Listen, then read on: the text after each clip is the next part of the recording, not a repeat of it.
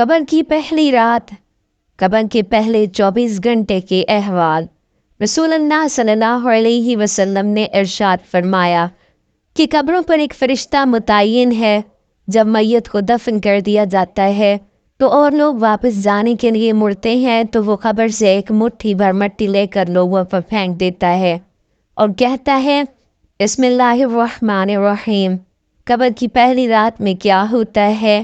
حضرت علی رضی اللہ تعالیٰ عنہ نے فرمایا کہ میں نے رسول اللہ صلی اللہ علیہ وسلم کو یہ فرماتے ہوئے سنا کہ انسان کی مشکل ترین رات قبر کی پہلی رات ہوتی ہے، کیونکہ جب اس کے دوست، احباب، رشتہ دار اور اولاد اس کو دفنانے والے اس کو دفنا کر چلے جاتے ہیں تو وہ انسان روتا رہتا ہے۔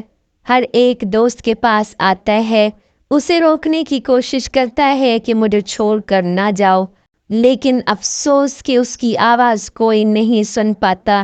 تو اب وہاں پر قبرستان میں ہر کوئی اکیلا رہ جاتا ہے۔ تب ہمارا سامنا ان فرشتوں سے ہوتا ہے جو ہمارے اعمال ہوتے ہیں۔ اب وہ کس شکل میں ہمارے سامنے ہوں گے، اچھے یا برے، اس بارے میں کوئی کچھ نہیں کہہ سکتا۔ تب وہ ہم سے اس دنیا میں گزری ہوئی زندگی کے متعلق سوال کریں گے، جن سوالوں کے جواب ہماری زندگی میں موجود ہیں جب تک ہم سانس لے رہے ہیں۔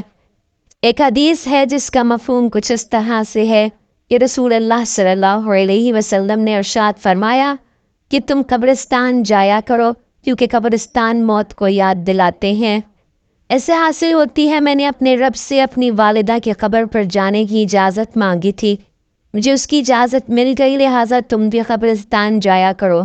اس سے دنیا سے بے رغبتی پیدا ہوتی ہے اور آخرت یاد آتی ہے۔ حضرت سیدنا سعید بن مسیب رضی اللہ تعالیٰ عنہ فرماتے ہیں کہ ایک مرتبہ ہم حضرت علی المرتضیٰ کرم اللہ وجہ الکریم کے ہمراہ مدینہ منورہ کے قبرستان گئے۔ حضرت علی کرم اللہ وجہ کریم نے قبر والوں کو سلام کیا اور فرمایا اے قبر والو، تم اپنی خبر بتاؤ گے یا ہم تمہیں بتائیں؟ سیدنا سعید بن مسیب رضی اللہ تعالیٰ عنہ فرماتے ہیں کہ ہم نے خبر سے وعلیکم السلام ورحمۃ اللہ وبرکاتہ کی آواز سنی۔ کوئی کہنے والا کہہ رہا تھا اے امیر المومنین، آپ ہی خبر دیجئے کہ ہمارے مرنے کے بعد دنیا میں کیا ہوا۔ حضرت علی کرم اللہ وجہ الکریم نے فرمایا سن لو، تمہارے مال تقسیم ہو گئے، تمہاری بیویوں نے دوسرے نکاح کر لیے، تمہاری اولاد یتیموں میں شامل ہو گئی، جس مکان کو تم نے بہت مضبوط بنایا تھا اس میں تمہارے دشمن آباد ہو گئے، اب تم اپنا حال سناؤ۔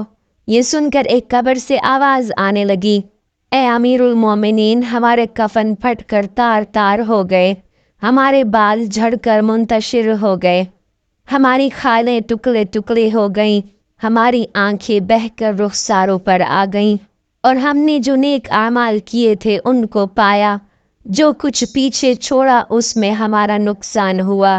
جب مردے کو قبر میں رکھا جاتا ہے تو اس کی نماز اس کے دائیں جانب آ کر کھڑی ہو جاتی ہے، روزہ بائیں طرف کھڑا ہو جاتا ہے، قرآن مجید کی تلاوت اور اللہ کا ذکر سر کی طرف آ کر کھڑے ہو جاتے ہیں، اور جماعت کے ساتھ نماز پڑھنے کو جو قدم چلے ہیں وہ پاؤں کی طرف کھڑے ہو جاتے ہیں۔ اس کا عذاب اس قبر میں اپنی گردن نکالتا ہے اور مردہ تک پہنچنا چاہتا ہے۔ اگر وہ دائیں طرف آتا ہے تو اس کی نماز کہتی ہے پرے ہٹ، خدا کی قسم یہ شخص دنیا میں بہت مشقت اور مصیبت اٹھاتا رہا، ابھی ذرا آرام سے سویا ہے، پھر عذاب بائیں طرف سے آنا چاہتا ہے تو روزہ اس طرح اس کو ہٹاتا ہے، پھر وہ سر کی طرف سے آتا ہے تو تلاوت قرآن مجید، ذکر الہی اس کو روک دیتے ہیں، تیرا راستہ نہیں۔ غرض یہ کہ وہ جس طرف سے بھی آنا چاہتا ہے اس کو راستہ نہیں ملتا۔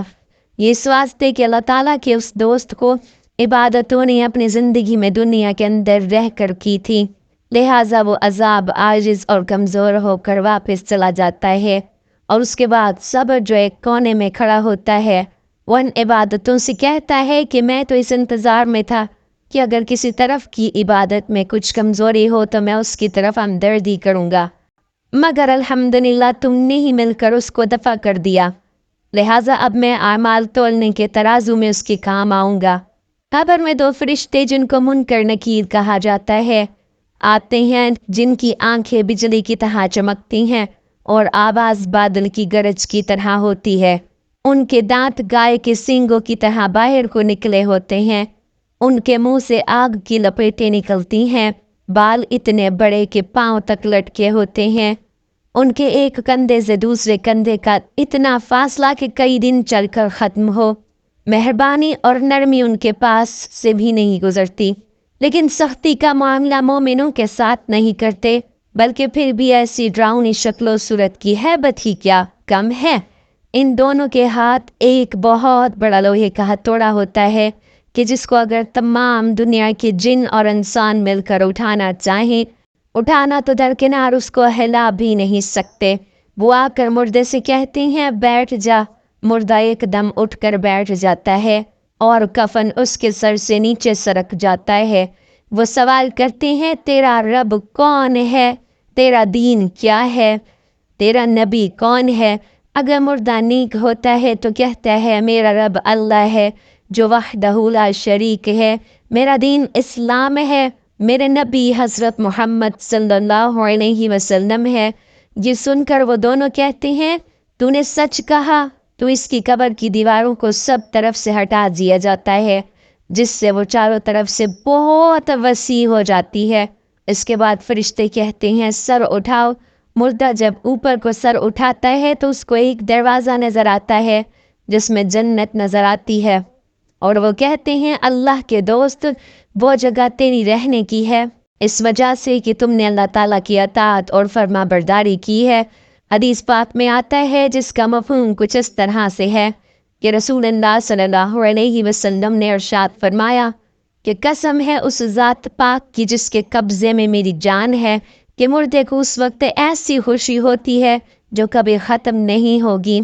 इसके बाद वो फरिश्ते कहते हैं कि अपने पाँव की तरफ देख। जब वो देखता है तो उसे दोज़ख का दरवाज़ा नज़र आता है, जिससे दोज़ख का हाल नज़र आता है। वो फरिश्ते कहते हैं कि ए वलीउल्लाह, तूने इस दरवाजे से निजात पा ली। उस वक्त भी बंदे को इस कदर खुशी होती है जो कभी ख़त्म नहीं होगी। इसके बाद उसकी खबर में 70 दरवाजे जन्नत के खुल जाते हैं, जिनसे वहाँ की ठंडी हवा और खुशबुएँ आती रहती हैं, और क़यामत तक वो उन्हें बहारों में रहेगा। कैसी खुशनसीबी होगी वो रूह जिसके साथ अल्लाह ताला अपनी मेहरबानी और रहम व करम का सलूक फरमाएगा। जब नाफरमानी करने वाला खबर में रखा जाता है तो खबर उसमें इतनी तंग हो जाती है कि उसकी पसलियाँ दूसरी तरफ की पसली में घुस जाती है। उस पर काले सांप मुसल्लत कर दिए जाते हैं, उसकी नाक और पाँव से काटना शुरू करते हैं, यहाँ तक कि दरमियान में दोनों तरफ के सांप आकर मिल जाते हैं। फिर उसके पास तो फरिश्ते जिनका नाम मुनकिर नकीर है खबर में आते हैं। वो आकर पूछते हैं तेरा रब कौन है, तेरा दीन क्या है, तेरा नबी कौन है। वो उनके हर सवाल में जवाब देता है कि मैं कुछ नहीं जानता। इसको गुर्ज इस कदर ज़ोर से मारते हैं कि उसके गुर्ज की चिंगारियाँ कब्र में फैल जाती हैं। इसके बाद उसको कहते हैं कि ऊपर देख। वो ऊपर की तरफ देखता है तो जन्नत के बाहो बहार वहाँ नज़र आती हैं। फरिश्ते उस नाफरमान से कहते हैं कि ऐ अल्लाह के दुश्मन और नाफरमान, अगर दुनिया में तू अल्लाह की अताअत और फर्मा बरदारी करता तो ये तेरा ठिकाना होता। एक हदीस है जिसका मफ़हूम इस तरह से है कि रसूलुल्लाह सल्लल्लाहु अलैहि वसल्लम ने इरशाद फरमाया कि कसम है उस ज़ात पाक की जिसके कब्ज़े में मेरी जान है, उसको उस वक्त ऐसी हसरत होती है कि उस जैसी हसरत फिर कभी नहीं होगी। फिर दोज़ख का दरवाज़ा खोला जाता है और वो फरिश्ते कहते हैं ऐ अल्लाह के दुश्मन, ये तेरा ठिकाना है इसलिए कि तूने अल्लाह ताला की नाफरमानी की। 70 दरवाजे जहन्नुम के उसकी कब्र में खोल दिए जाते हैं, जिनसे क़यामत तक गर्म हवाएं और धुआं वगैरह उसको आता रहता है। एक हदीस है जिसका मफ़हूम कुछ इस तरह से है कि रसूलुल्लाह सल्लल्लाहु अलैहि वसल्लम ने इरशाद फरमाया कि अल्लाह ताला की तरफ से कब्रों पर एक फरिश्ता मुतय्यन है। जब मैयत को दफन किया जाता है तो वो उसकी कब्र की मिट्टी हमवार करता है और लोग वापस जाने के लिए मुड़ते हैं तो खबर से एक मुट्ठी भर मिट्टी लेकर लोगों पर फेंक देता है और कहता है अपनी दुनिया की तरफ वापस चले जाओ और अपने मरने वाले को भूल जाओ। अल्लाह ताला हमें नेक आमाल करने की तौफीक अता फरमाए और हमारा खात्मा ईमान पर फरमाए, आमीन। ناظرین کمنٹ باکس میں اللہ تعالیٰ کے 99 ناموں میں سے ایک نام ضرور ٹائپ کریں۔